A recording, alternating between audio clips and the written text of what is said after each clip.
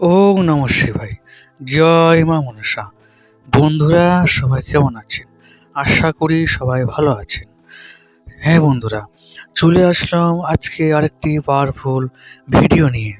ভিডিওটি হচ্ছে প্রেমিকাকে বশীকরণ করবেন কিভাবে। হ্যাঁ বন্ধুরা, তারই আজকে পাওয়ারফুল একটি ভিডিও দিতে চলেছি। ভিডিওতে প্রথম থেকে শেষ অবধি ধৈর্য সহকারে দেখুন বন্ধুরা, তাহলে যে কথাটি বলেছি সেভাবে যদি প্রয়োগ করেন তাহলে 100% বন্ধুরা আপনারা রেজাল্ট পাবেন।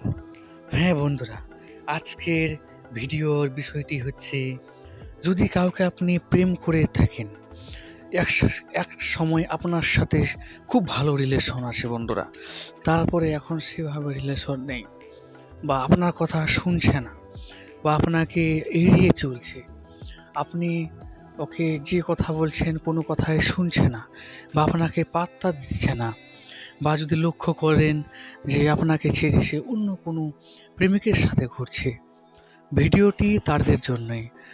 এইসব যদি সমস্যা থেকে থাকে বন্ধুরা, তাহলে আমার এই ভিডিওটি আপনারা ধৈর্য সহকারে প্রথম থেকে শেষ অবধি দেখুন।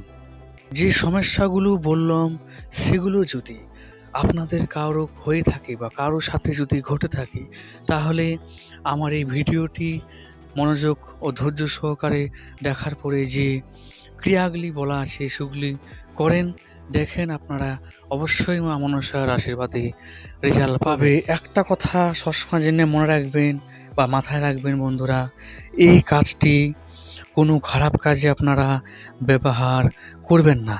যাদের প্রয়োজন তারা একমাত্র এই কাজটি করবেন, অযথা কাউকে ক্ষতি করার বা অন্য কোনো উদ্দেশ্য নিয়ে এই কাজটি করবেন না। চলুন বন্ধুরা, ভিডিওটি শুরু করা যাক। তাহলে এই বশীকরণ করতে গেলে যে সব নিয়মটি আপনি করবেন বা যে টোটকাটি করবেন সেটি হচ্ছে, যে কোনো দিন এর কোনো দিন লাগবে না, যে কোনো দিন রাত্রেবেলা 2 মিটারের মতন লাল কাপড় নেবেন, যাতে কাপড়টি 4 কোনা টাইপের হয়। তাহলে 2 মিটার লাল কাপড় নেবেন, আর আধা কিলো মানে না হলেও 400 গ্রাম ময়দার আটা নেবেন। তাহলে একটা লাল শালুক আর 400 গ্রাম ময়দার আটা নেওয়ার পরে আগে মাটিতে সুন্দরভাবে সেই লাল শালুকটি বিছিয়ে নেবেন।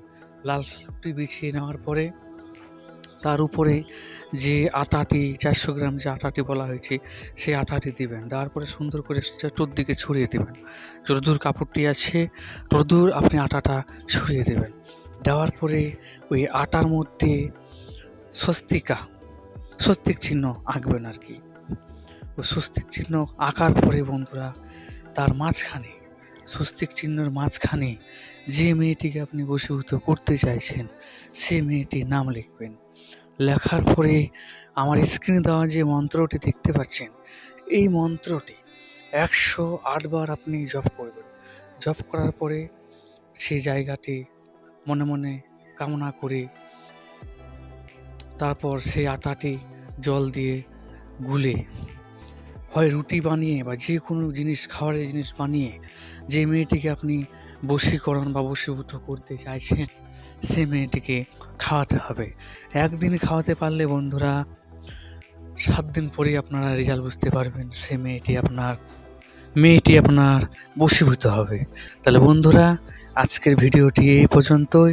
যদি ভিডিওটি ভালো লেগে থাকে তাহলে মানব কবিরাজ চ্যানেলটিকে আপনারা সাবস্ক্রাইব করে রাখুন, আর ভালো ভালো ভিডিও পেতে বেল আইকনটিকে প্রেস করে দিন। তো ওম নমঃ শিবায়। জয় মা মনসা। বন্ধুরা সবাই ভালো থাকবেন।